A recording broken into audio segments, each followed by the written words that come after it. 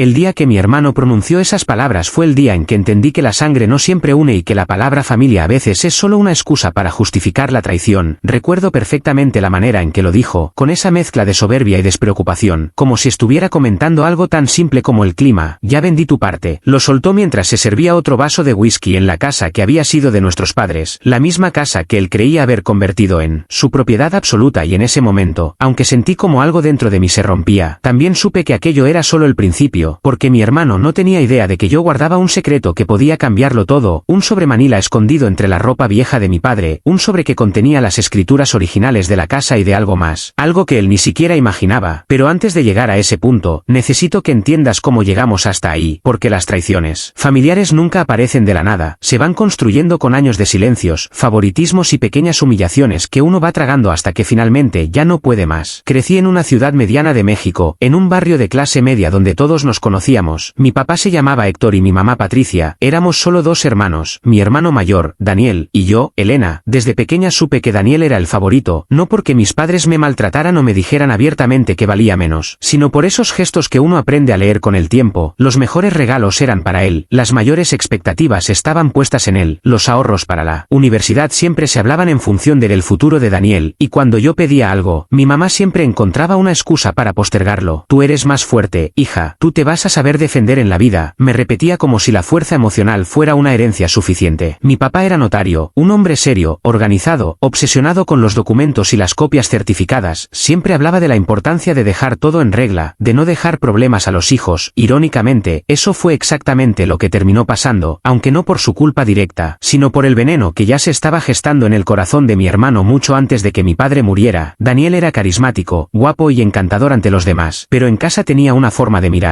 que siempre me ponía en guardia, una mezcla de superioridad y desdén que se le escapaba cuando pensaba que nadie lo notaba. Desde joven se acostumbró a que las cosas le llegaran relativamente fácil. Mi papá le consiguió prácticas en despachos importantes, contactos en bancos, recomendaciones, mientras que a mí, aunque me quería, nunca me abrió las mismas puertas. Yo estudié contabilidad en una universidad pública, trabajando medio tiempo en una cafetería para pagar mis gastos, mientras mi hermano estudiaba administración en una universidad privada carísima que mi papá pagaba con orgullo. Daniel va a llevar mis asuntos algún día, decía, y yo sonreía sin decir nada, aunque por dentro sentía que mi valor solo existía en la medida en que no estorbara los planes que tenían para mi hermano. A pesar de todo eso, yo nunca fui envidiosa, me acostumbré a mi lugar, a ser la hija que no daba problemas, la que escuchaba, la que organizaba las cosas en casa cuando mi mamá se enfermaba, la que acompañaba a mi papá a sus chequeos médicos cuando mi hermano estaba muy ocupado, aunque su ocupado muchas veces eran comidas con amigos en restaurantes caros y fines de semana en casas de playa prestadas por los mismos amigos que le debía a los contactos de mi padre. Con el tiempo, la salud de mi papá empezó a deteriorarse, primero fue la hipertensión, luego los problemas cardíacos, y finalmente un diagnóstico de cáncer que nos cayó como un balde de agua fría. Fueron años difíciles, mi mamá se consumía en la preocupación, y yo, aunque ya trabajaba en una pequeña firma contable, ajusté mis horarios para estar disponible, para llevar a mi papá a las quimioterapias, para organizar sus medicamentos, para estar pendiente de sus citas, mientras Daniel seguía con su vida, apareciendo solo en las fotos importantes, en las visitas coordinadas, cuando sabía que algún conocido podía verlo y admirar qué buen hijo parecía. A pesar de todo, mi papá nunca dejó de confiar en él. Recuerdo una tarde, pocos meses antes de que muriera, estábamos en su estudio, ese lugar donde pasaba horas revisando documentos, rodeado de carpetas y sellos. El olor a papel viejo y tinta se mezclaba con el del café que siempre tenía a medio terminar. Me miró con esa expresión de cansancio que le había dejado la enfermedad y me dijo algo que entonces solo me pareció una muestra de cariño, pero que después entendería como una confesión disfrazada. Elena, tú eres la más sensata, la más fuerte. Si algún día las cosas se complican, necesito que recuerdes que todo está en orden, que no te dejes intimidar, ni siquiera por tu hermano. Tú sabes leer, tú sabes entender lo que está escrito, que nadie te diga que no tienes derecho a nada. En ese momento, yo solo asentí, sin imaginar que esas palabras eran casi una advertencia. Mi mamá, que siempre había sido más emocional, vivía en una especie de negación, se aferraba a la idea de que, pase lo que pase, la familia seguiría unida, que Daniel y yo nos apoyaríamos, que seríamos esos hermanos que se cuidan, pero ella no veía, o no quería ver, como Daniel ya empezaba a hacer comentarios sobre lo que algún día sería suyo, como si mis padres fueran una empresa en liquidación y él el único accionista importante. Cuando mi papá murió, un martes gris de febrero, el mundo se nos vino abajo, o al menos así se sintió. El funeral fue grande, mucha gente vino a despedirlo, colegas, clientes, vecinos, todo el mundo hablando de qué hombre tan recto, tan íntegro, tan justo había sido, y mientras yo escuchaba esos elogios, solo podía pensar en lo irónico que era que la justicia que él había practicado toda su vida vida como notario fuera puesta a prueba dentro de su propia casa. Después del funeral, como suele pasar, aparecieron los temas incómodos, las propiedades, las cuentas, el testamento. Mi papá no había sido imprudente, por supuesto que tenía testamento, lo había actualizado unos años antes de enfermarse, pero lo que yo no sabía entonces era que también había tomado otras precauciones